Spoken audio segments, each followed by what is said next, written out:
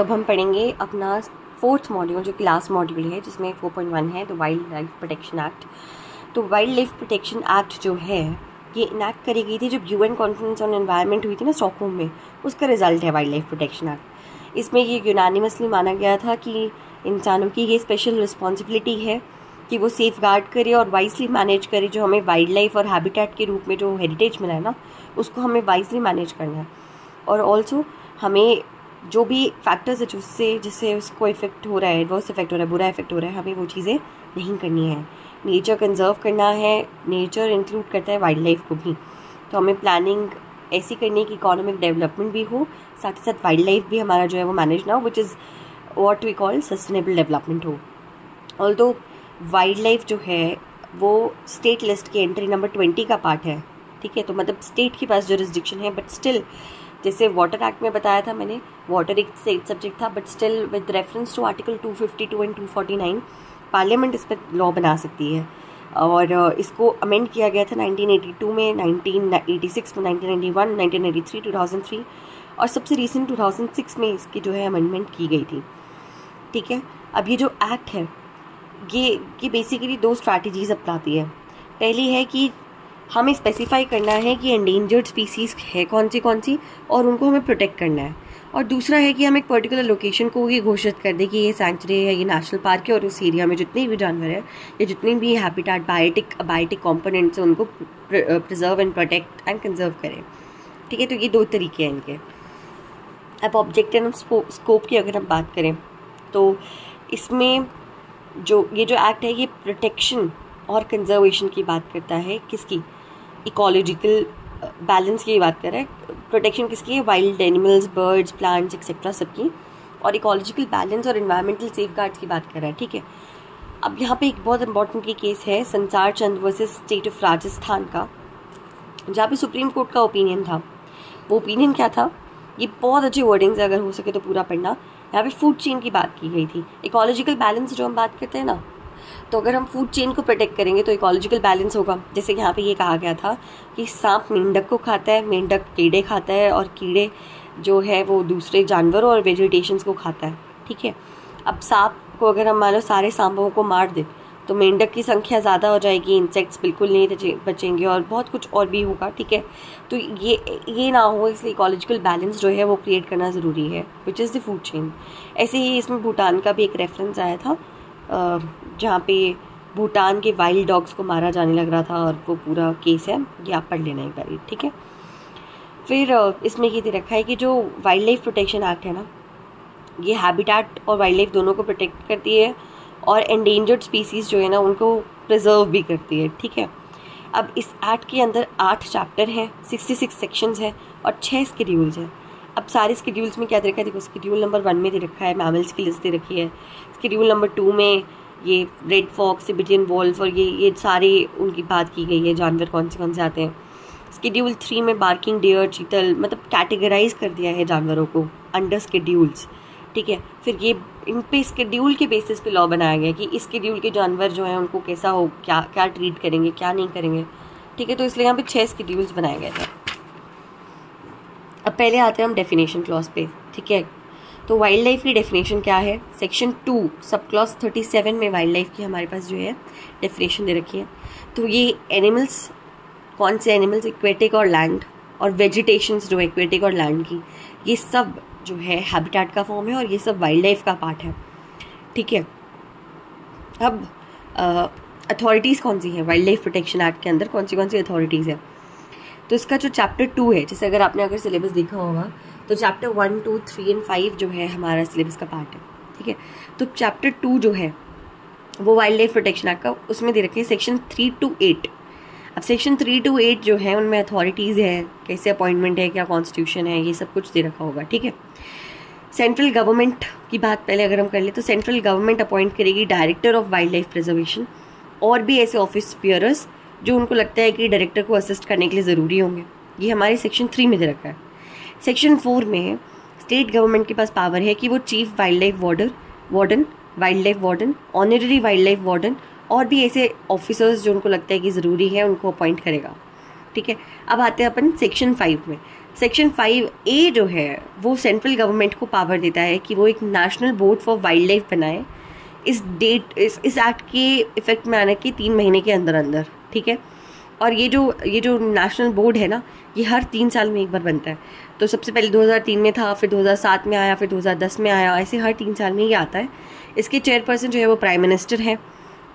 और अभी at present इस बोर्ड में 47 मेंबर्स हैं, including member of parliaments, chief of army staff, members, planning commission, representative of NGOs, eminent conservatives, environmentals और भी सारे मेंबर्स इसका पार्ट है, ठीक है। अब स्टैंडिंग कमेटी जो है नेशनल बोर्ड के लिए, एक स्टैंडिंग कमेटी है under section 5B।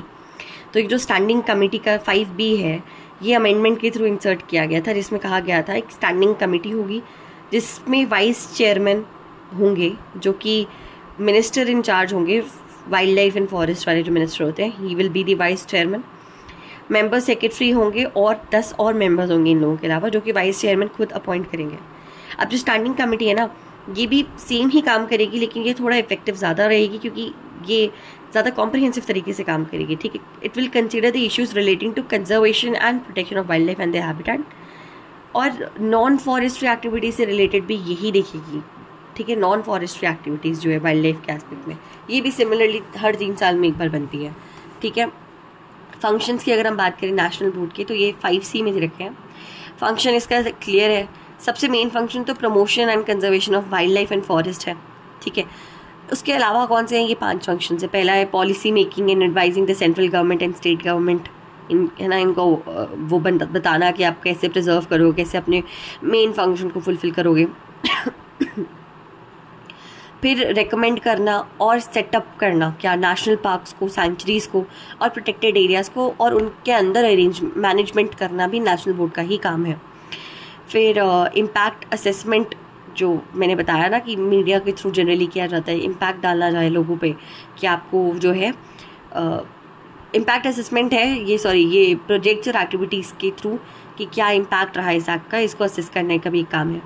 Reviewing the progress of wild life conservation, क्या चल रहा है, प्रोग्रेस कैसी चल रही है, क्या चल रही है, और जो स्टेटस है अभी वाइल्ड लाइफ उसका कंट्री में, उसको उसके बेसिस पे एक रिपोर्ट प्रिपेयर करना, और ये एटलीस्ट हर 2 साल में एक रिपोर्ट आती है। ये मेन फंक्शन है हमारे नेशनल बोर्ड के। अब स्टेट बोर्ड का फॉर्मुलेशन दे रखा है हमारा सेक्शन 6 और 7 में। सेक्शन 6 ये कहता है कि स्टेट बोर्ड जो है वो फॉर्मुलेट होगा। ये 2002 की अमेंडमेंट के बाद आया था, जिसमें चीफ मिनिस्टर जो है वो चेयरपर्सन होंगे और उनके अलावा 30 और मेंबर्स होंगे, जिसमें नॉन ऑफिशियल और एक्स ऑफिशियल मेंबर्स दोनों इंक्लूडेड है। ये एटलीस्ट 2 बार मिलेगा 1 साल में, ये वाला जो स्टेट बोर्ड है, और ये अपने ओन प्रोसीजर से रेगुलेट होगा। और ये जो बोर्ड है, अब इसमें सेक्शन 7 में दे रखा है कि अगर मान लो कुछ भी गड़बड़ी हो जाती है इस बोर्ड के कॉन्स्टिट्यूशन में या कुछ भी है, उससे मेरिट्स खराब नहीं होंगे केस के कभी भी, ठीक है। ड्यूटीज़ की अगर हम बात करें तो सेक्शन 8 में दे रखी है ड्यूटीज़ क्या है इस बोर्ड की। तो पहला है सिलेक्शन और मैनेजमेंट कि कौन सा एरिया है जिसको प्रोटेक्ट करना है, वहाँ पे क्या मैनेज करना है, ये काम है। दूसरा पॉलिसी को फॉर्मुलेट करना है प्रोटेक्शन और कंजर्वेशन के लिए। तीसरा है कोई भी ऐसा मैटर जो शेड्यूल में है, शेड्यूल में दे रखा है कि आपको उस पर एक्ट करना है, वो करना है। और कोई भी मेजर्स ऐसे लेने हैं ताकि नेचुरल हैबिटेट भी प्रोटेक्टेड रहे और ट्राइबल्स भी अपने उस एरिया को यूज़ कर पाए, क्योंकि ट्राइबल एरियाज़ भी तो हैं, ट्राइबल्स भी तो रहते हैं वहाँ पे। और कोई भी मैटर जो स्टेट गवर्नमेंट उन्हें रेफर करती है, ये इनकी ड्यूटीज़ है अंडर सेक्शन 8। अब आते हैं हम आगे। तो देखो, हंटिंग ऑफ वाइल्ड एनिमल जो है, वाइल्ड एनिमल्स को आप हंट नहीं कर सकते हो, ये सेक्शन 9 में दे रखा है, ठीक है। लेकिन इसके एक्सेप्शंस भी है, आप कुछ कंडीशंस में जो है हंटिंग कर सकते हो। ये सेक्शन है सेक्शन 11 एंड सेक्शन 12। तो एक्सेप्शन है सेक्शन 9 का, सेक्शन 11 और सेक्शन 12। पहले हम सेक्शन 11 पढ़ते हैं। तो इसमें ये दे रखा है हंटिंग आप तब कर सकते हो जब पहला चीफ वाइल्ड लाइफ वार्डन जो है वो सेटिस्फाइड है कि नहीं आपको हंटिंग करनी पड़ेगी, क्योंकि जो वाइल्ड एनिमल है जो स्पेशली शेड्यूल 1 के अंदर दे रखे हैं वो बहुत डेंजरस हो गए ह्यूमन लाइफ के लिए, और इसलिए वहाँ पे हंटिंग ज़रूरी है। दूसरा, जब CWW यानी कि chief wild life warden satisfied है कि ऐसे एनिमल जो है वो कैप्चर नहीं हो रहा है, उसको पकड़ा नहीं जा पा रहा है या कुछ भी है, तो आप उसको मार ही दो सीधा, ठीक है। फिर the permission so granted by the chief warden, ये जो परमिशन है ये राइटिंग में होनी चाहिए, 11A में दे रखा है। और जहाँ पर कोई भी जानवर मारा जा रहा है सेल्फ डिफेंस का राइट एक्सरसाइज करके, तो वो भी ऑफेंस नहीं होगा, प्रोवाइडेड दैट अगर मान लो कि मेरे ऊपर किसी शेर ने हमला किया और मैंने उसको जान से मार दिया, तो मैं तो गिल्टी नहीं होंगी, लेकिन जो शेर है ना वो गवर्नमेंट प्रॉपर्टी होगा। ऐसा नहीं कि मैं उसे घर ले जाऊंगी कि मैंने मारा, नहीं, ये नहीं होगा। अब permitting hunting for special purposes, section 12 वाली जो एक्सेप्शन है वो क्या है? पहला, एजुकेशन पर्पस से, साइंटिफिक रिसर्च के पर्पस से, जैसे चूहों को नहीं मारते हैं या उनके ऊपर वो करते हैं। फिर साइंटिफिक मैनेजमेंट के लिए, जिसमें ट्रांसलोकेशन है, पॉपुलेशन मैनेजमेंट है, कलेक्शन ऑफ स्पेसिमेंस है, डेरिवेशन। और देखो कई जगह पे ना स्नेक का वेनम, स्नेक का जो जहर होता है ना, उसे भी जमा किया जाता है ताकि हम लाइफ सेविंग ड्रग बनाएं, तो वो भी परमिसिबल है अंडर दिस एक्ट, ठीक है ना। अब सेंट्रल गवर्नमेंट जो है उन्होंने स्पेसिफाई किया है कि शेड्यूल 1 में जो एनिमल्स हैं उनकी हंटिंग का क्या प्रोसेस रहेगा, और स्टेट गवर्नमेंट जो है, और हाँ, जो शेड्यूल 1 के अंदर एनिमल्स हैं उन पर रूल बनाने वाली सेंट्रल गवर्नमेंट है और उन्हीं से परमिशन लेनी पड़ती है, और जो शेड्यूल 2 और 4 के अंदर एनिमल्स हैं वो स्टेट गवर्नमेंट के पर्व्यू में आते हैं। प्रोटेक्शन ऑफ स्पेसिफाइड प्लांट्स, अब देखो ऐसा नहीं है कि सिर्फ जानवर ही आते हैं वाइल्ड लाइफ में, यहाँ पे जो है प्लांट्स भी आते हैं। तो चैप्टर 3A जो है वाइल्ड लाइफ प्रोटेक्शन एक्ट का, ये इंसर्ट किया गया था 1991 के अमेंडमेंट के बाद, जिसमें ये कहा गया कि स्पेसिफाइड प्लांट्स किसी भी सैंक्चुरी में है, नेशनल पार्क में है, प्रोटेक्टेड एरिया में है, उनको तोड़ना, उसके पत्ते तोड़ना, उसको जड़ से उखाड़ना, उसको डैमेज करना, उसको डिस्ट्रॉय करना बिल्कुल मना है अंडर सेक्शन 17A, ठीक है।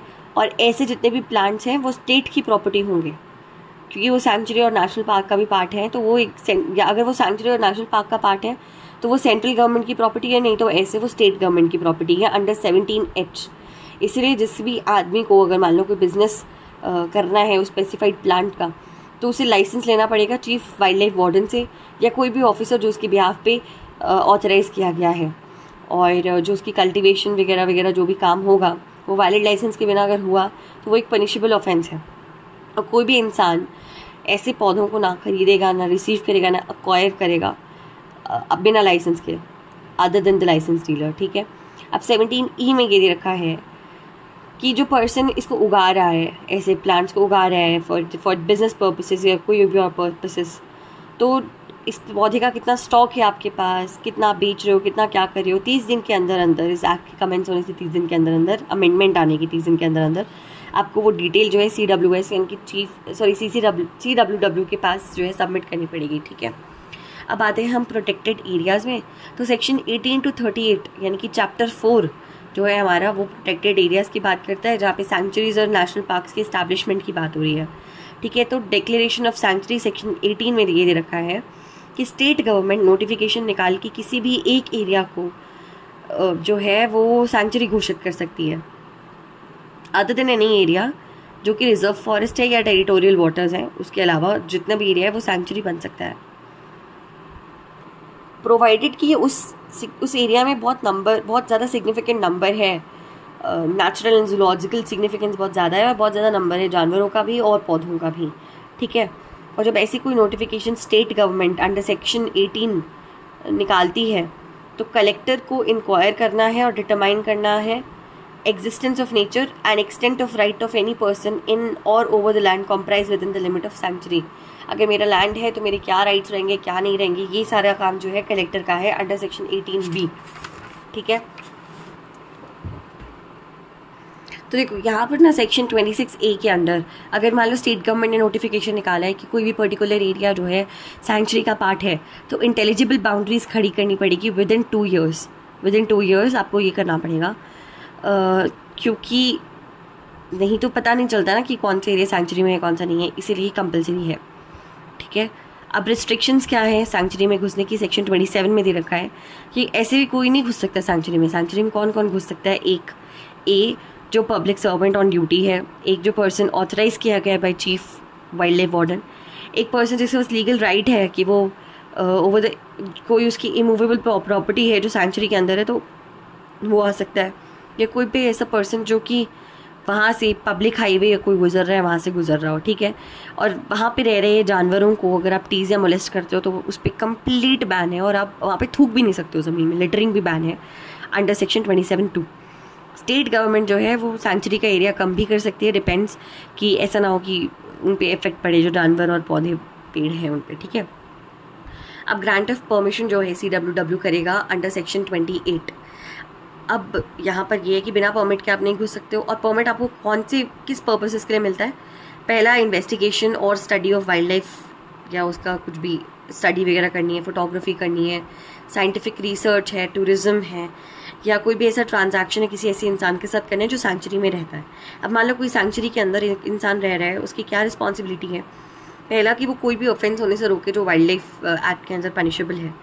दूसरा, किसी जानवर की अगर डेथ हो जाए तो उसको अथॉरिटीज़ को तुरंत इन्फॉर्म करना है।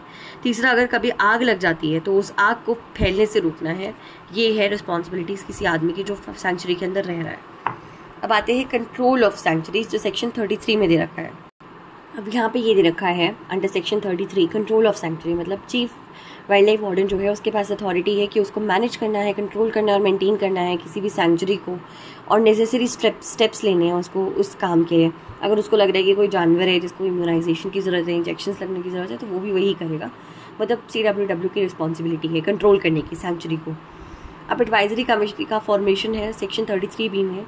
ये प्रोविजन 2002 के अमेंडमेंट के बाद आया था, जिसमें स्टेट गवर्नमेंट को एक एडवाइजरी कमेटी कॉन्स्टिट्यूट करनी थी, जो स्टेट गवर्नमेंट को एडवाइस करेगा कि ऐसे मेजर्स बताएगा जो कि उनको लेने चाहिए जो अच्छे होंगे कंजर्वेशन एंड मैनेजमेंट ऑफ सैंक्चुरीज़ के लिए।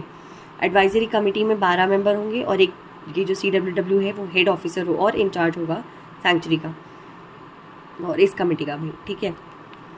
पावर टू रिमूव एनक्रोचमेंट, अगर मान लो कि मेरी कोई प्रॉपर्टी थी जो सैंक्चुरी के अंदर आ गई है, 34A के अंदर चीफ वार्डन जो है उसके पास ये राइट है, उसके पास ये अथॉरिटी है कि वो मुझे वहाँ से बाहर निकाल सकता है। लेकिन हाँ, वो जो मेरे को बाहर निकालेगा उसकी rank assistant conservator of officer जैसी होगी, ठीक है। मतलब ऐसा नहीं कि कोई भी बाहर निकाल देगा।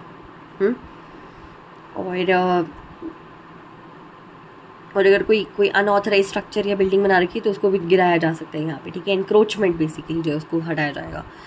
फिर ये है declaration of national parks. National parks भी सेक्शन 35 के अंदर डिक्लेयर हो सकते हैं। स्टेट गवर्नमेंट को लग रहा है कि कोई एरिया है सैंक्चुरी के अंदर या सैंक्चुरी के बाहर भी हो सकता है, जहाँ पे इकोलॉजिकल, फॉनल और फ्लोरल, जियोमॉर्फोलॉजिकल और जियोलॉजिकल एसोसिएशन या इम्पॉर्टेंट नीड है, ये सारी नीड्स हैं कि नेशनल पार्क बनाया जाए ताकि उनको ज़्यादा प्रोटेक्शन मिले। सैंक्चुरीज़ में कम प्रोटेक्शन होती है ना, नेशनल पार्क्स में थोड़ी ज़्यादा प्रोटेक्शन होती है। ज़्यादा प्रोटेक्शन के लिए तो वो ये बना सकते हैं एक नोटिफिकेशन निकाल के कि ये वाला जो एरिया है ये जो है 35(1) के अंदर नेशनल पार्क बनेगा।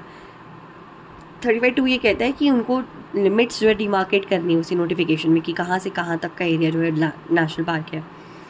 फिर ये कि कलेक्टर जो है वो अपनी एक्सरसाइज कर सकता है पावर्स और फंक्शंस की इन्वेस्टिगेट करने के लिए और डिटरमाइन करने के लिए कि कौन है जिसका लैंड है नेशनल पार्क के अंदर और क्या क्या उसके पास राइट्स और क्या होगा कंपनसेशन और ये सारा काम करने का, ठीक है।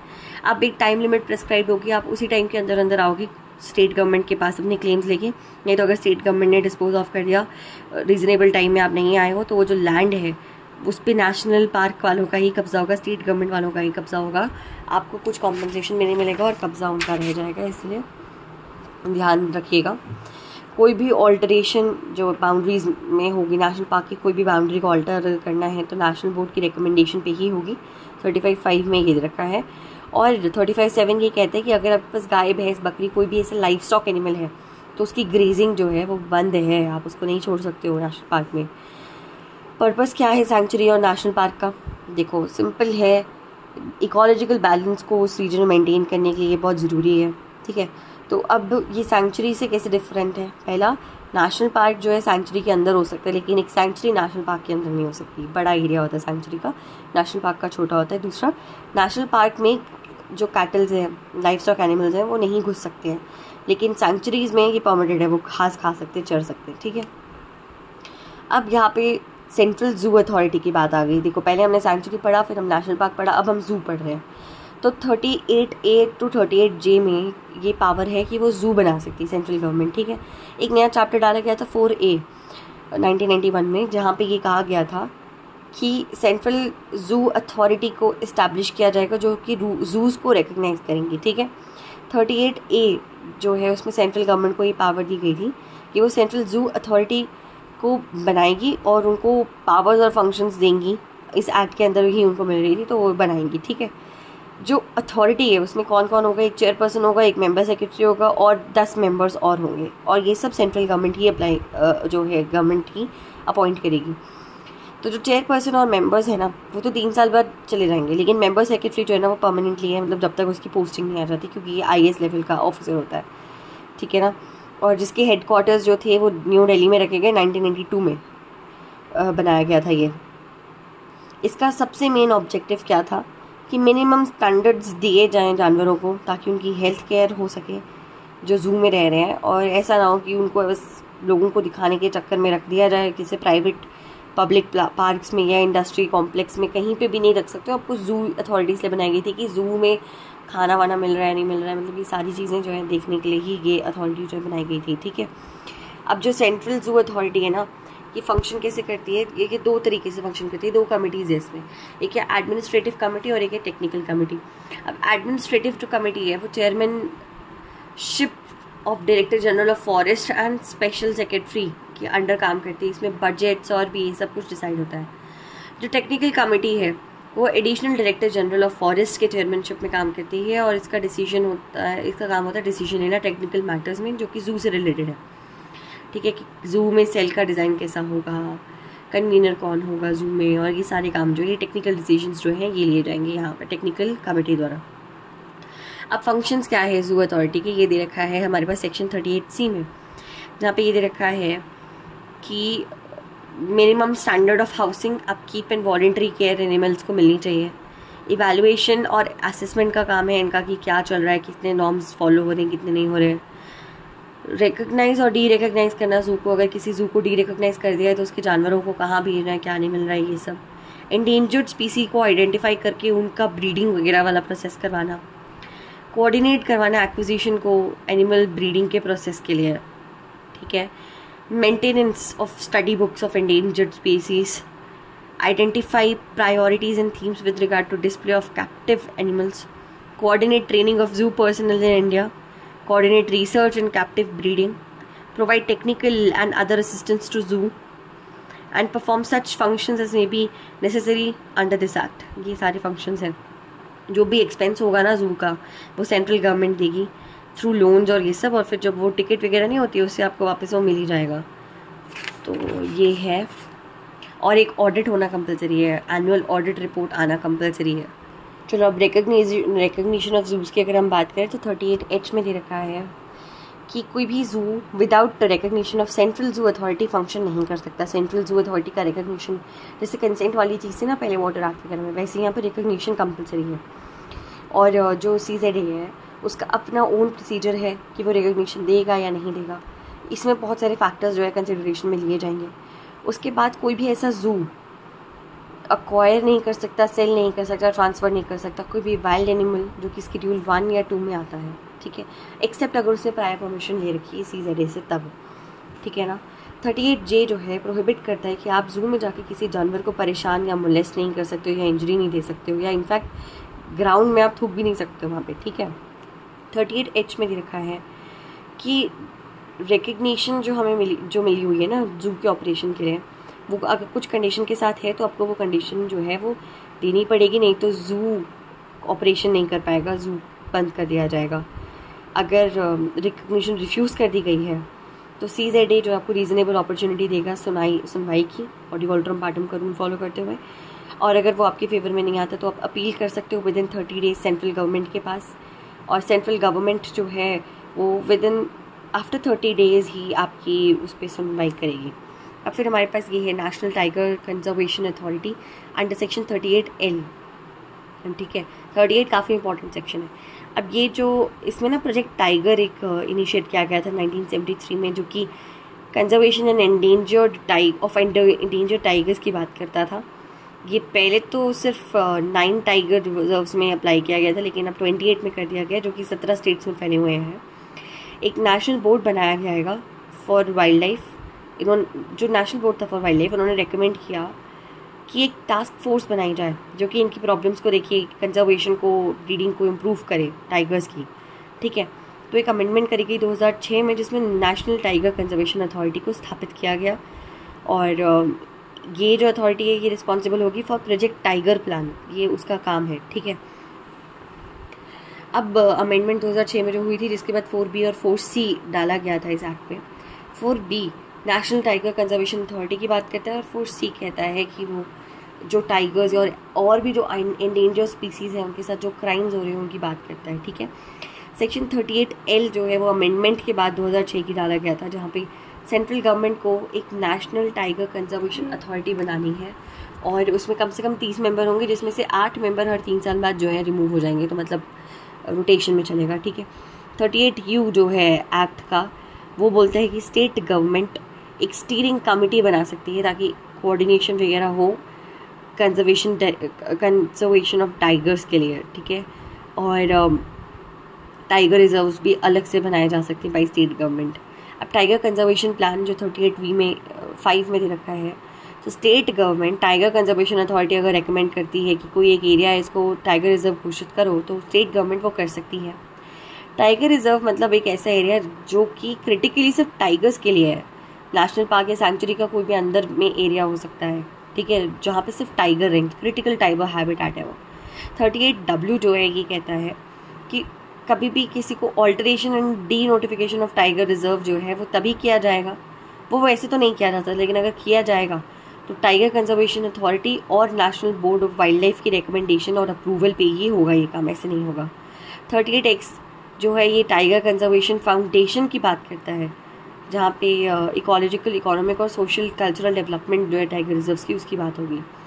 सेंट्रल गवर्नमेंट इनफैक्ट अब क्रेशेस होते हैं ना जहाँ पे बच्चे रहते हैं, वो बनाने की कोशिश में था, जो बच्चे जो टाइगर के कब्ज होते हैं, जो अपनी माँ से अलग हो जाते हैं, उन लोगों के लिए इनफैक्ट ऐसे 2 क्रेशेस जो इस्टेब्लिश भी करे गए महाराष्ट्र के मेलघाट और नावेगांव नागरिया टाइगर रिजर्व्स में, यहाँ पे क्रेशेस बनाए भी गए हैं। अब बाकी का जो पार्ट है सेक्शन 39 से, ये हम करेंगे पार्ट 2 में।